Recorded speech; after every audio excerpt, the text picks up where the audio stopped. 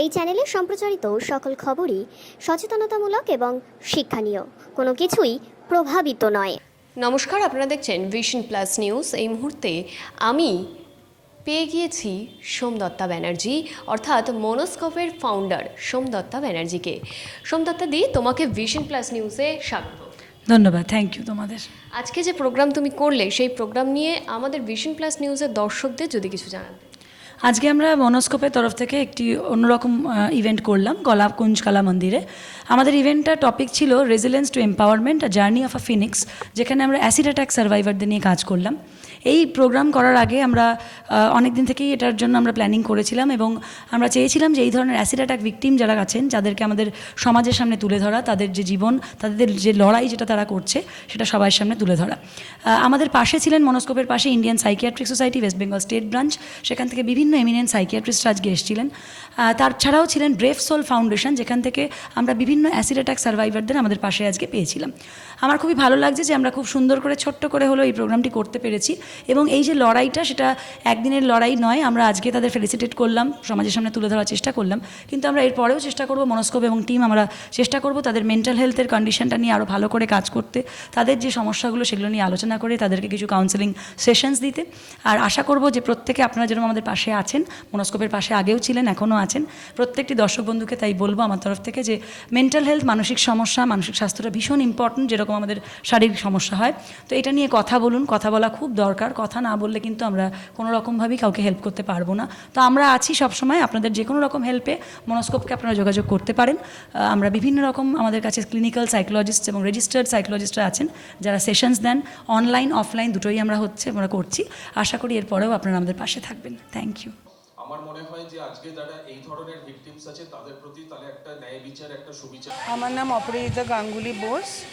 আমি unit head of brave souls foundation, যারা deals with acid attack survivors for their livelihood, for their legal aspects, for their surgeries. And আজকে মূলত thank you Somdatta for inviting us, giving us this platform, যেখানে আমার যোদ্ধারা, the real heroes আর my girls. প্রতিনিয়তই আমরা লড়াই করে যাচ্ছি। এই যে রিসেন্ট অভয়া কেসটা, এটাতে উই আর শ্যাটার্ড টোটালি। তো সেখানে মানে কার সুরক্ষা বলবো বলুন তো। মানে এখনও পর্যন্ত আমাদের স্টেট এতটা সচেতন না। যতই অ্যাওয়ারনেস প্রোগ্রাম করি, অ্যাসিড কিন্তু এখনও বিক্রি হচ্ছে। গতকালের আগের দিন বেলুড়ে একটা অ্যাসিড অ্যাটাক কেস হয়েছে, তো এখনও অ্যাসিড হামলা বন্ধ হয়নি। মানে ভীষণ দুঃখজনক, যেখানে আমাদের সুপ্রিম কোর্টের মানে রুল আছে not to sell acid without proper licence, কিন্তু সেটা তো বিক্রি হয়। আমি রিসেন্ট কেস বলছি, খৈরুল শেখ, উনি ছেলে, ওনাকে আনতে পারিনি, ওনার দুটো চোখ চলে গেছে। আপনি ভাবুন তো যে 5 লিটার অ্যাসিডটা কোথা থেকে পেলো, আর তাও আবার এটা সোনা গলানো অ্যাসিড। অবশ্যই আছে, এবং আইনি ব্যাপারটাতেও বলবো যে দোষীরা সাজাও পায় না, দোষীরা ধরাও পায় না। সঞ্চয়িতা যাদবের কেসটাতে তখন আমি তৎপর হয়েছিলাম, করতে পেরেছি। এখন তো দেখি প্রশাসনে খুব গা ঢিলে দিয়ে আছে, যার জন্যে এরা মানে সুবিচার পায় না। তো এই যে ঝুমার কেসে, ঝুমারকে যে মানে ঝুমা যাকে ভাগ্নে বলে, তাকে মানে সে একটা কুপ্রস্তাব দেয় এবং তাকে মুখে পুরো একটা বাটি ভর্তি অ্যাসিডটা নিয়ে গিয়ে ঢেলে দেয়। ওর দুটো চোখে দেখতে পায় না। এই দায়ভারটা কার? কোথা থেকে অ্যাসিডটা পেলো? তো গভর্নমেন্টের কাছে একটাই যে মানে তাড়াতাড়ি করে মানে ওদের সুবিচারটা পাড়িয়ে দিক এবং অ্যাকিউজ যাতে তাড়াতাড়ি ধরা পড়ে এবং মানে অ্যাসিড বিক্রি বন্ধ হোক।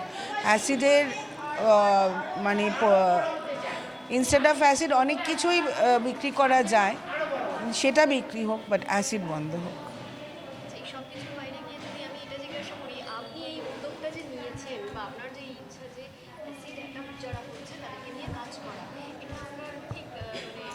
না, এটা আমি 2014 সালে human rights law network join করি। 2013-তে human rights law network join করি। তো তো সেখানে অ্যাসিড অ্যাটাক সার্ভাইভাররা কম্পেনসেশনের জন্য আসতো। একটা যে ক্ষতিপূরণ পাওয়া যায় সরকার থেকে, অর্ধেক অ্যাসিড সার্ভাইভার জানে না, সেগুলো আমরা অ্যাপিল করি হাইকোর্টে। এখন রিসেন্টলি আমরা এনহ্যান্সমেন্ট অফ কম্পেনসেশন করছি, যেটা জয়ন্তনারায়ণ চ্যাটার্জি আমাদের হেল্প করছেন, অ্যাডভোকেট দিবায়ন ব্যানার্জি হেল্প করছেন। ঝুমা রিসেন্টলি এনহ্যান্সমেন্ট মানে যেটা বাড়তি কম্পেনসেশন 8 লাখ টাকা পেয়েছে। একটা পেনশন স্টার্ট হওয়ার কথা 15,000, because she is totally visually challenge. আজকে নয় ব্যবসা করছে, আজকে নয় কিছু ক্লাবস এগিয়ে আসছে হেল্প করতে, সারা জীবন তো হেল্প করবে না, তাও ঝুমাকে অনেক কর্নিশ। তো তখন আমার ভেতর ভেতর মনে হলো যে এদের জন্যেই লড়াইটা আমি করি। তো এটাই আমার স্টার্ট, এবং এরা আমার সন্তান, আমার মেয়ে।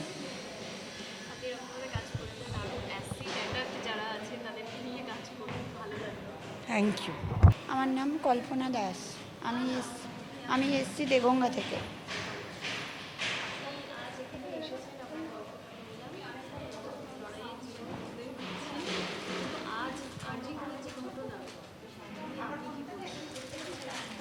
আরজি কলের যে ঘটনা, ওটা নিয়ে তো একদম বলবো সঠিক বিচার এখনও পর্যন্ত পাওয়া যায়নি, এবং সেটা যত তাড়াতাড়ি পাওয়া যায়। আর যে যারা দোষী তাদেরকে একদম ফাঁসি, পুরো ফাঁসি। কেননা সে একটা মেয়ে, সে যেভাবে তাকে মেরেছে, মেরে ফেলার রাইট কারোর নেই, ঠিক আছে? আমাদেরকে জীবন দিয়েছে ভগবানই যেদিন নেবে সেটাই মনে করব ঠিক, কিন্তু তার আগে যদি কেউ নিয়ে নেয় তা মনে করব তার থেকে পাপী আর পৃথিবীতে কোনো দ্বিতীয় পাপী জন্মাতে যেন না পারে। তাকে একেবারে পুরো হয় গুলি করে মেরে ফেলা উচিত, আর নাইলে ফাঁসি দেওয়া। তাতেও মনে হয় না তার আত্মা শান্তি পাবে।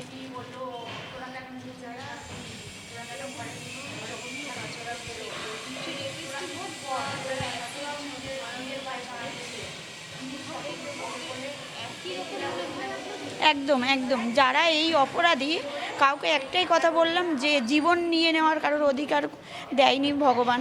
সেটা ভগবানই একমাত্র পারে, যে যিনি আমাদেরকে এই পৃথিবীতে পাঠিয়েছে তিনি ছাড়া আর কেউ নিতে পারে না। তার মধ্যেখান দিয়ে যদি কেউ নিয়ে নেয় এরকম করে, তা তাকে এইভাবে ফাঁসি নাইলে পুরো গুলি করে মারা উচিত।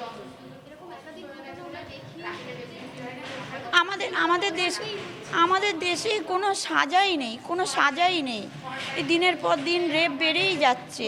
তার মধ্যে আমাদের যে এই যে অ্যাসিড অ্যাটাক একের পর এক হতেই চলেছে, কোনো সাজা নেই। এগুলো যদি কঠোর থেকে কঠোরতম তাদের শাস্তির ব্যবস্থা করে, সরকারের দিক দিয়ে বলবো যারা আছে তারা যদি এইভাবে ভালো কড়াভাবে করে শাস্তির ব্যবস্থা করে, তো আমার মনে হয় না যে দ্বিতীয়বার কেউ এরকম রেপ হয়ে মরবে বা মেরে ফেলবে, বা এরকম অ্যাসিড অ্যাটাক দিনের পর দিন একটার পর একটা বাড়বে। আমার মনে হয় না যে এগুলো বাড়বে। আমাদের বাংলায় কোনো সাজা নেই বলে, সেইভাবে শাস্তি কেউ পাচ্ছে না বলে দিনের পর দিন বেড়ে যাচ্ছে।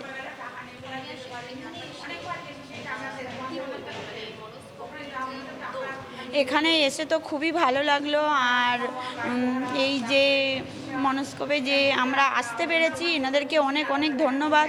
কেননা আমাদের মতন মানুষদেরকে এখানে ডাকার জন্যে এবং আমাদের পাশে থাকার জন্যে, আমাদের যে উৎসাহ দেওয়ার জন্যে, মনোবল যোগানোর জন্যে, এটাকে অনেক অনেক ধন্যবাদ বললেও আমার ছোট করা হবে।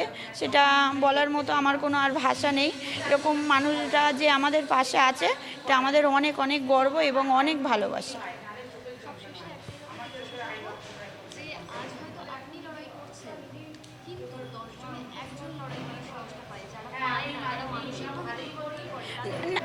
না, আমি এটা বলবো যে জীবনে চলার পথে অনেক কিছু হতে পারে, সেটা নিয়ে ভেঙে পড়ার বা পিছিয়ে থাকার সেটা মাথার মধ্যে আমরা সেটা যত ধরে রাখবো সেটা মনে করব ভুল। কেননা জীবনটা অনেক সুন্দর করে আমাদের চলতে হবে এবং চলতে চাই।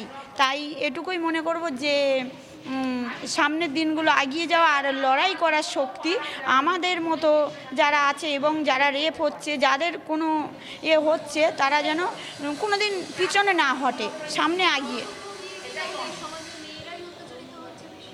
মেয়েরাই অত্যাচারিত বেশি হচ্ছে, এবং এই যে একটাই কথা সবশেষে, সাজা নেই। সাজাটা যদি ঠিকঠাক হতো তাহলে আমাদের মতন মেয়েদেরকে ভয় পেয়ে চললে হবে না, আর হওয়া উচিতও নয়। এটাই বলতে চাই। শুভ সন্ধ্যা সকলকে। Thank you so much. Already আমরা একটা অসাধারণ প্রোগ্রামের সবাই মিলে পার্টিসিপেট করতে পেরেছি আজকে। অসাধারণ কিছু স্টোরিজ আমরা শুনেছি জীবনের ঘটনার উপর ভিত্তি করে। আমাদের যে সুপার হিরোজ, আমরা পর্দাতে, বড় পর্দা হোক কি ছোট পর্দায়, আমরা যাদের হিরো বলে জানি, 2.5 ঘন্টা কি 3 ঘন্টার আমরা একটা ফিল্ম দেখি, কি আমরা 0.5 ঘন্টার একটা সিরিয়াল বা কিছু রিয়ালিটি শোসের উপরে আমরা ডিসাইড করি। অনন্যা কিছু বল আমাদের জন্য।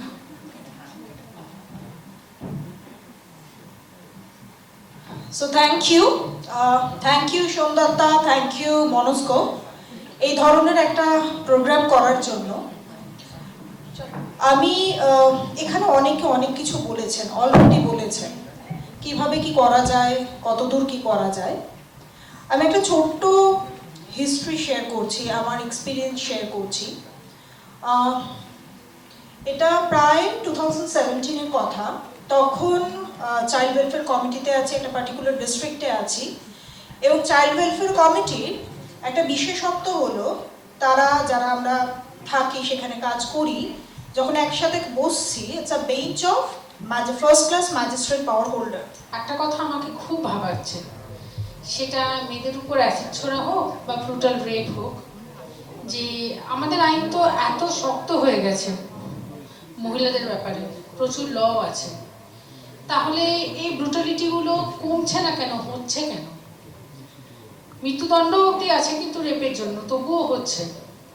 আরজি করের ঘটনার পরে এই সপ্তাহে বোধহয় 3-4টে আরও এরকম ঘটনা আমরা শুনেছি। প্রথমেই আমি ধন্যবাদ জানাই সোমদত্তা ম্যামকে এবং অবশ্যই কৌস্তবকে। কৌস্তব বারবার করে বলছিল যে দাদা আজকের প্রোগ্রামটাতে এসো। অ্যাকচুয়ালি এটা আমাদের কর্তব্য, এই ধরনের অনুষ্ঠানগুলোতে আমাদের অংশগ্রহণটা খুব দরকার একজন মেন্টাল হেলথ ওয়ার্কার হিসেবে। এই যে পার্টিকুলার টপিকটা নিয়ে আজকে আমরা এখানে আলোচনা করছি, অ্যাসিড অ্যাটাক ভিকটিমের ব্যাপারটা নিয়ে, আমরা প্রত্যেকেই আমাদের প্রতিদিনের যে আমরা চেম্বার করি বা আমরা রুগী দেখি, সেখানে আমরা বা আমাদের আশেপাশে মানুষের মধ্যে আমরা এরকম অনেকেই আমরা দেখতে পাই। আমরা হয়তো যারা সাইকিয়াট্রিস্ট বা যারা এখানে সাইকোলজিস্ট আছেন, তারা পার্টিকুলারলি এই ব্যাপার এদেরকে নিয়ে অনেক বেশি আমাদের চিন্তা করতে হয়, কারণ তাদের একটা মেন্টাল হেলথের কম্পোনেন্ট থাকে বলে। কিন্তু ওভারঅল যদি আমরা সমাজের চিত্রটা দেখি, সমাজে কিন্তু এদের প্রতি একটা রিজেকশনের ব্যাপারটাই থাকে। আমি নিজে ইন্ডিয়ান সাইকিয়াট্রিক সোসাইটির আমি অল ইন্ডিয়া সেক্রেটারি ছিলাম। অ্যাট দ্য সেম টাইম এখন আমি সক্ষম বলে একটা ন্যাশনাল এনজিও আছে, তার আমি বেঙ্গলের প্রেসিডেন্ট। তো এইখানে এই সক্ষম মানে হচ্ছে যে those who are specially abled. তো সেখানেও আমি দেখেছি যে এই মানুষদেরকে মেইন স্ট্রিম অফ সোসাইটিতে ফিরিয়ে আনার ক্ষেত্রে কিন্তু এখনো আমরা অনেকটা পিছিয়ে আছি। তো এই জায়গাতে অ্যাওয়ারনেসটা আমার মনে হয় খুব জরুরি, এবং সেই জন্য এই ধরনের প্রোগ্রাম করাটা বিশেষভাবে দরকার। We do need to do, I think what Dr. Kaustubh Chakraborty mentioned is not just one of these programs for a few hours within an auditorium setting and then just forget. That's a human tendency to do that. We talk a lot of things, but unfortunately we don't implement them in day-to-day life. So what we need to do is much more implement them in day-to-day life. And as Dr. Chakraborty earlier said, if we can employ these individuals, if we can support them in day-to-day practice, that would go a long way rather than just talk a few words and felicitate them. So I think we all have the opportunity, we all have the capacity to do something for all these people. It's not about supporting them, it's more about, as we all are discussing, it's about empowering them. We forget that they might not have the facial features, they might not have a vision, they might not have they might have a physical disability, but at the same time they have their own inner strength, they have their own special abilities which they have, and if we nurture them, if we support them, we can make them much more independent and be able to lead a fulfilling life. So I'm sure if we all do a bit from on our individual basis, we can go a long way. Again, a big thank you to Somdata ma'am for giving me this opportunity. আমার হিংসে হলো যেগুলো আমরা দেখছিলাম, গল্পগুলো আমরা শুনছিলাম এক একজন সার্ভাইভার্সদের, যারা সত্যি আমাদের রিয়েল হিরোজ হিরোইনস, যে কিভাবে কি কারণে তারা এফেক্টেড হয়েছেন এবং কিভাবে তাদেরকে কিভাবে এগিয়ে আসতে হয়েছে আজকের দিনটা মানে আসবার জন্যে। তো তো অ্যাসিড অ্যাটাক, যেটা আমরা যদি এখন বর্তমান স্ট্যাটিস্টিক্স দেখি 2024 সালেরই, দেখা যাবে যে সবচেয়ে বেশি অ্যাসিড অ্যাটাক হচ্ছে ইউনাইটেড কিংডমে। এখন এটা একটা খুব অদ্ভুত ব্যাপার, লোকজন সেটা হয়তো নাও মানতে পারে, কিন্তু আমি যদি স্ট্যাটিস্টিক্সটা ধরে বলি তাহলে অ্যাজ প্রিসাইজলি অ্যাজ 501খানা কেস এখন অবধি 2024 সালে ওখানে কিন্তু ঘটেছে। ফলোড বাই দ্যাট সবচেয়ে বেশি অ্যাসিড অ্যাটাক হয়েছে ইন্ডিয়ায় 228খানা, অবশ্যই তার 50%-এর থেকেও কম। ভিশন প্লাস নিউজে সমস্ত দর্শক কিন্তু এই মুহূর্তে দেখে ফেলল যে টিম মনোস্কোপ কিভাবে সমাজের পাশে দাঁড়াচ্ছে, কিভাবে সমাজে যারা পিছিয়ে পড়ছে অথবা যারা চ্যালেঞ্জড হয়ে পড়েছে তাদের সঙ্গে কিভাবে কাজ করছে। এরকম একাধিক কাজ কিন্তু টিম মনোস্কোপ করে থাকে এবং তাদের সঙ্গে প্রত্যেকবারই প্রত্যেকটা সামাজিক কাজে এগিয়ে আসেন আলাদা আলাদা চ্যারিটি টিম। আজ অ্যাসিড অ্যাটাকড যারা হয়েছিলেন, এতদিন ধরে হচ্ছেন, তাদেরকে সমর্পণ করে কিন্তু টিম মনোস্কোপ আজকের এই অনুষ্ঠান করলো, তাদেরকে এগিয়ে আনার জন্য, তাদেরকে সমাজে রাস্তা দেখানোর জন্য, তাদেরকে সমাজের সবকটা মানুষের মতনই একই জায়গায় রাখার জন্য। এরকমভাবে আরও অনেক কিছুই তারা করবেন আশা রাখছি আমরা, আপনারা সকলেই। তাই পরবর্তী সমস্ত খবরের জন্য চোখ রাখুন ভিশন প্লাস নিউজে।